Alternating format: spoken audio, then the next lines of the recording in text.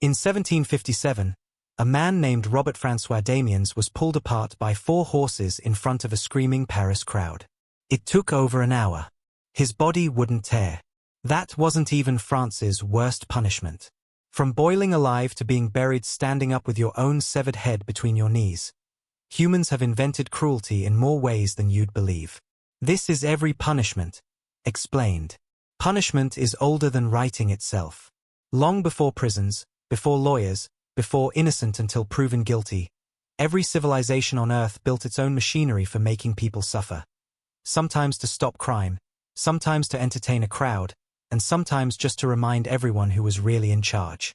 Over the next 40 minutes, we're going to travel from ancient Babylon to modern-day labor camps, tracing how punishment evolved, who it targeted, and just how far the human imagination for cruelty has stretched. By the end, you'll understand one device so horrifying it's still used as shorthand for pure evil today. Around 1754 BCE, a Babylonian king named Hammurabi carved 282 laws into an 8-foot slab of black diorite and planted it in the middle of his capital city for everyone to see.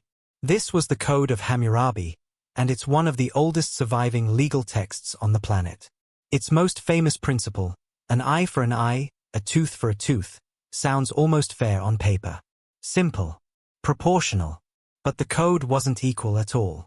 If a builder constructed a house that collapsed and killed the homeowner's son, the punishment wasn't a fine.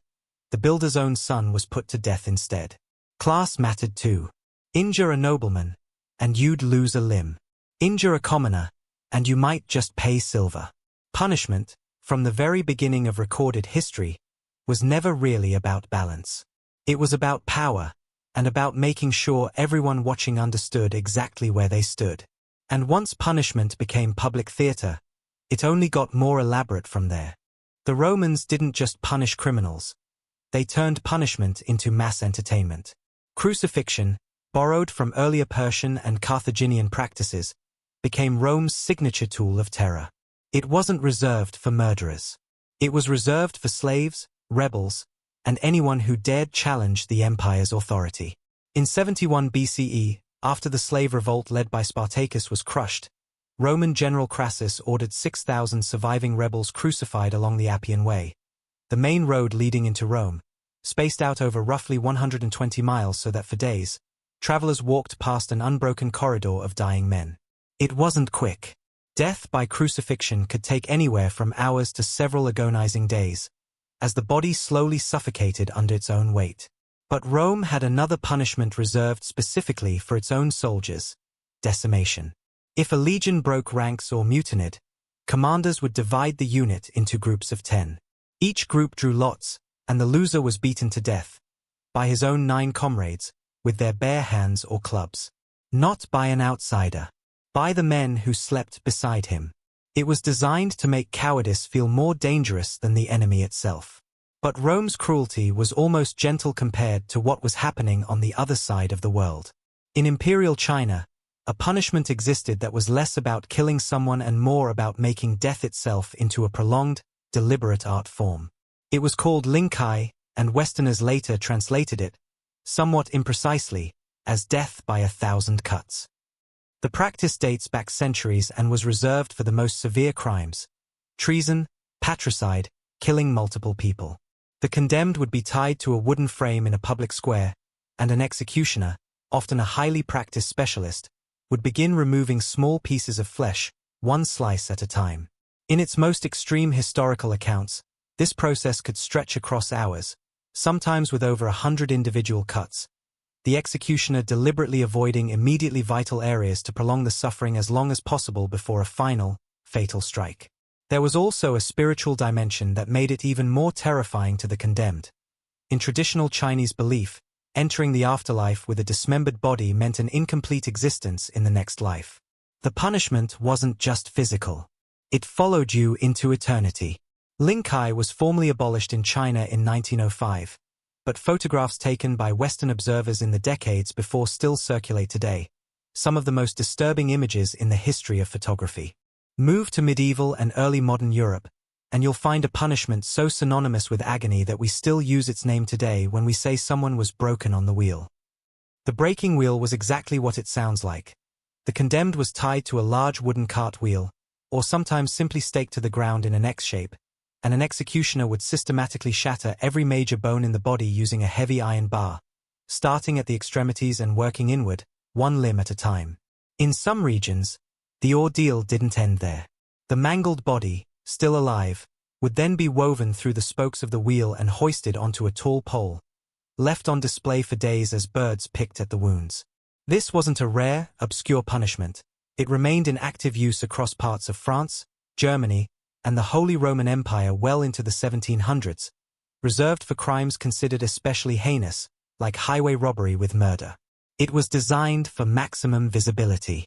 A body left broken atop a pole on the road into town was a warning sign nobody could misread. And if you think that's dark, Europe was just getting started. By the 15th through 17th centuries, a new kind of panic swept across Europe and eventually the American colonies, and it came with its own brutal toolkit. Tens of thousands of people, overwhelmingly women, were accused of witchcraft during this period, and the tests used to determine guilt were essentially unwinnable. Take the swimming test, popularized in England and colonial America. The accused would be bound, thumbs to opposite toes, and thrown into water. If they floated, that was seen as proof the water, supposedly pure and rejecting evil, had rejected them, confirming they were a witch, and they'd be pulled out only to face execution. If they sank, they were declared innocent. The catch? They were still drowning, and rescue wasn't always fast enough. It was a test where survival itself could still end in death. Executions for convicted witches varied by region. Hanging was common in England and its colonies, including the infamous Salem witch trials of 1692, where 20 people were executed, most by hanging, one man pressed to death under heavy stones for refusing to enter a plea at all. In continental Europe, burning at the stake was far more common, with tens of thousands executed this way across Germany, Scotland, and France over roughly 2 centuries. The fire wasn't always meant to kill quickly, either. Depending on how it was built, death could take anywhere from a few agonizing minutes to much longer. So far we've traced punishment from ancient proportional law, through Roman public spectacle, Chinese ritual mutilation, medieval bone-breaking, and European witch panics. Every single one of these systems shares one thing in common: punishment as public performance. Now we're heading to the high seas, where a different kind of brutal code kept order among some of history's most dangerous men. Pirates get romanticized today: eye patches, parrots, treasure maps. The reality of pirate discipline was far uglier. Keel hauling, used by various navies and reportedly by some pirate crews, involved tying a sailor with ropes under the ship and dragging him beneath the hull, from one side to the other. The barnacles crusted along a ship's underside were sharp enough to shred skin to the bone, and if the drag was too slow, the sailor drowned before he ever made it to the other side. Marooning was arguably crueler in its patience. A pirate who violated the crew's code, theft from a shipmate, cowardice in battle, mutiny, could be stranded alone on a deserted, uninhabited island, sometimes given nothing but a pistol with a single shot, water, and no food, since drowning slowly wasn't the point, starvation and isolation were. And walking the plank? That one's largely Hollywood myth. Real pirate executions were far more direct. Hanging, most commonly, especially once captured pirates were handed to colonial authorities. London's execution dock, on the Thames, hanged pirates at low tide and left their bodies chained to posts until 3 tides had washed over them. A grim message to every sailor pulling into port. You didn't have to be a criminal to suffer at sea. You just had to be in the Navy. Flogging was standard punishment in the British Royal Navy and others well into the 1800s, delivered with a cat o' nine tails. A whip with 9 knotted cords designed to tear skin with every strike. Sentences of dozens of lashes were common for offenses as minor as drunkenness or insubordination, administered publicly on deck in front of the entire crew. Again, that recurring theme of punishment as spectacle, reinforcing discipline through fear. Then there was running the gauntlet, used across multiple military traditions including some Native American nations and various European armies.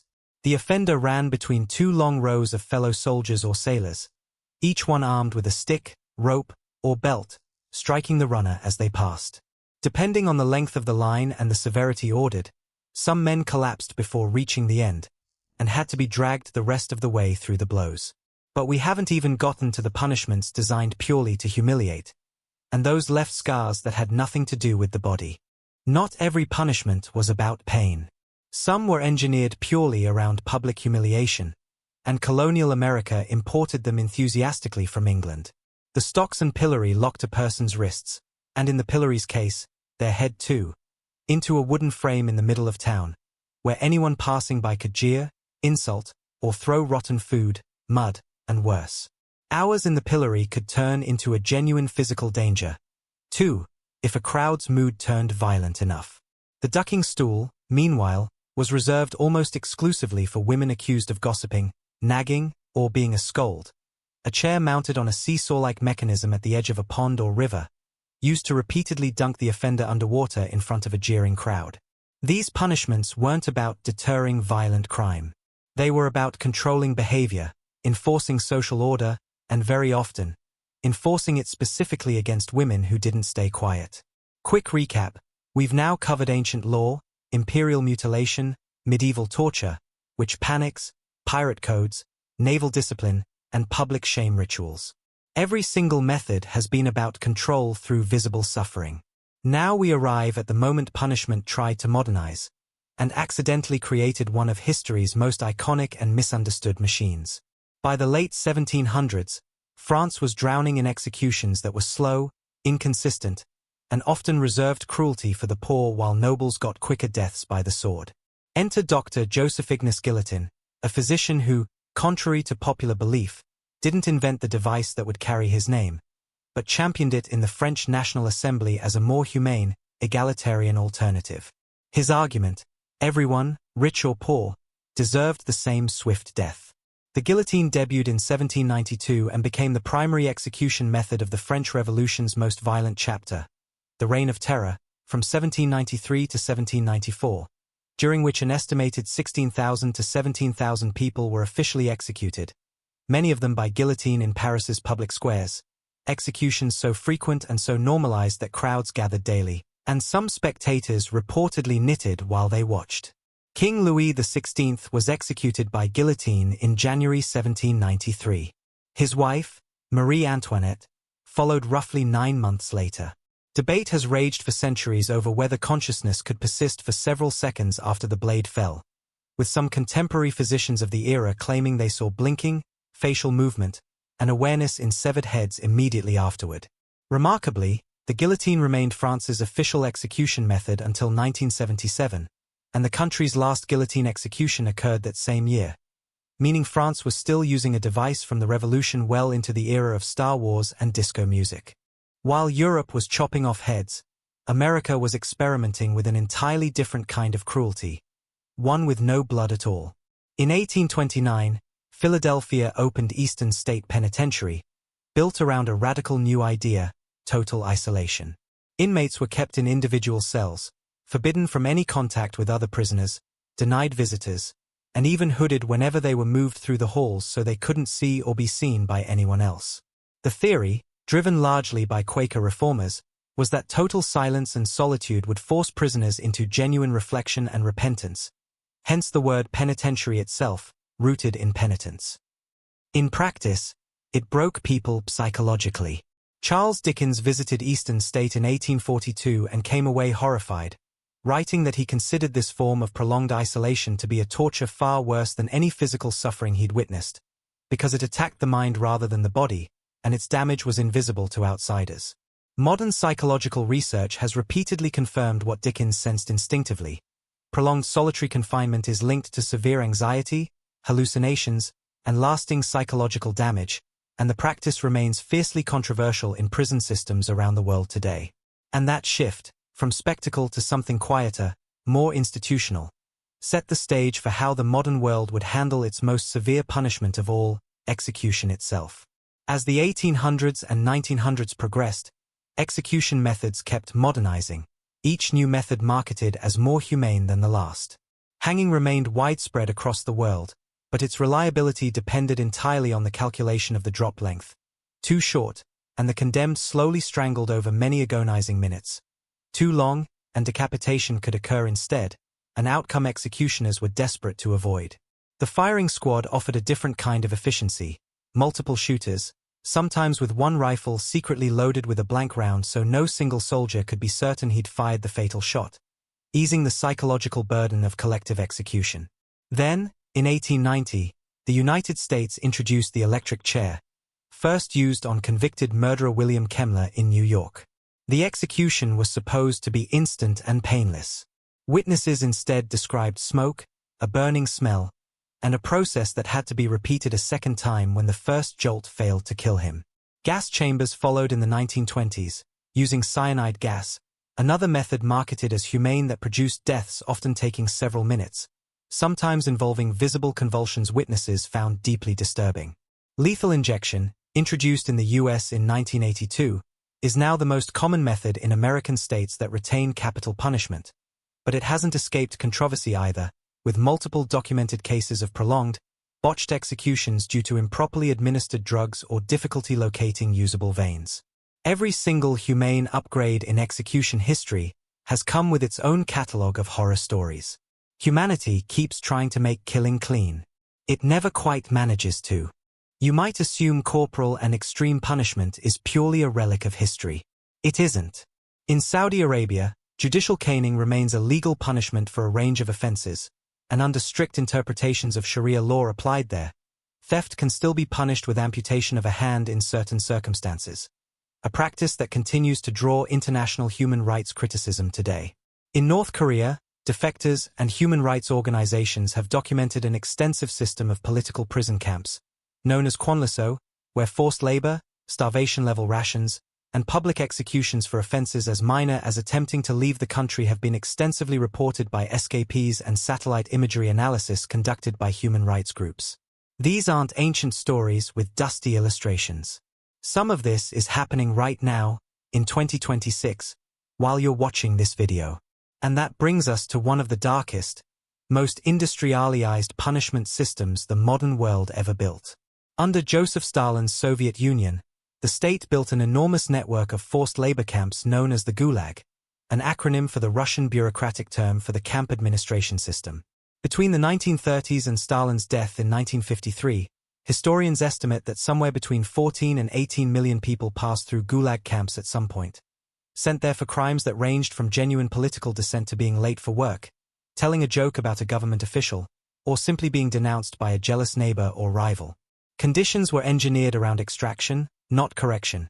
Prisoners performed brutal manual labor in Siberia's logging camps, mines, and canal construction projects, often in temperatures plunging to -40 degrees, with rations calibrated to barely sustain a working body and nothing more. Alexander Solzhenitsyn, himself a survivor, later documented the system in his monumental work The Gulag Archipelago, exposing the scale of the machinery to the wider world. Estimates of deaths within the Gulag system range widely depending on the historian and methodology, but many serious estimates place the toll in the range of well over 1 million people, with some estimates considerably higher when factoring in related famines and deportations. This wasn't a punishment for individuals. It was an entire nation using imprisonment as an economic engine. We've now traveled from ancient carved law, through Roman spectacle, Chinese ritual, medieval bone-breaking, witch panics, pirate codes, naval whips, town square shame, the guillotine, silent cells, the evolution of execution, and modern state cruelty both old and disturbingly current. But there's one punishment left, one so uniquely, deliberately sadistic that historians still cite it as a benchmark for cruelty itself. In ancient Sicily, around the 6th century BCE, a tyrant named Phalaris of Agrigentum reportedly commissioned a bronze craftsman named Perillos to build a new execution device, a massive hollow bull, cast entirely in bronze, with a door built into its side. The condemned would be sealed inside the hollow chamber, and a fire would be lit beneath the bull, slowly roasting the person alive as the metal heated around them. But the device's true horror was in its design. A complex series of tubes and chambers inside the bull's head were engineered to transform the victim's agonized screams into a sound resembling the bellowing of an actual bull, turning human suffering into a grotesque form of entertainment for anyone listening outside. According to the most famous account of the story, Phalaris was so disturbed, or so pleased, by the craftsman's invention that he had Perillos become the very first person forced inside it. Historians today debate how much of the Brazen Bull story is verified historical fact versus centuries of exaggerated legend, since the earliest surviving accounts were written well after Phalaris's death. But whether every detail is literal or not, the story has survived over 2,500 years for a reason, because it captures something almost uniquely disturbing about human cruelty. Not just the desire to kill, but the desire to engineer suffering into a performance. If the Brazen Bull represents cruelty as engineering, our climax represents cruelty as pure, unfiltered terror on a massive scale. In 1462, the Ottoman army, led by Sultan Mehmed II, marched into Wallachia, modern-day Romania, to crush its ruler, a prince history would come to know as Vlad III, or Vlad the Impaler. What the Ottoman forces found stopped them cold. Stretching for roughly a kilometer outside Vlad's capital, historical accounts describe a field where an estimated 20,000 impaled bodies had been arranged in the ground, soldiers, prisoners, and, according to some accounts, civilians, left to rot on tall wooden stakes in what became known as the Forest of the Impaled. Impalement itself was a slow, calculated horror. A sharpened stake driven through the body in a way specifically designed to avoid immediately vital organs, so death could take hours, sometimes even a full day or more, as the victim's own body weight gradually pulled them further down the stake. Contemporary accounts, including reports from Ottoman chroniclers themselves, describe the sight and smell as so overwhelming that Mehmed II's forces, a professional army that had already conquered Constantinople just 9 years earlier, reportedly began retreating rather than continue the campaign. Vlad's brutal reputation, magnified and exaggerated across centuries of storytelling, would eventually help inspire one of the most enduring monsters in fiction, Bram Stoker's Dracula. But the historical reality needed no exaggeration at all. It was already the stuff of nightmares. Every punishment we've walked through tonight, from a carved stone tablet in Babylon to a field of stakes in Wallachia, was built on the same core belief, that visible suffering could control the invisible. Fear, loyalty, order. But history keeps proving the same uncomfortable truth over and over again. Punishment rarely tells us who the guilty were. It almost always tells us who held the power. If the idea of a 20,000-body forest of the impaled, stopping an entire army in its tracks shocked you, wait until you hear how Vlad's real reputation compares to the Dracula myth it inspired. That's a rabbit hole worth going down next. Drop a comment. Which punishment in this video genuinely disturbed you the most? And if you want the full, unfiltered story behind the man history turned into a vampire, go watch The Real Vlad the Impaler Explained next.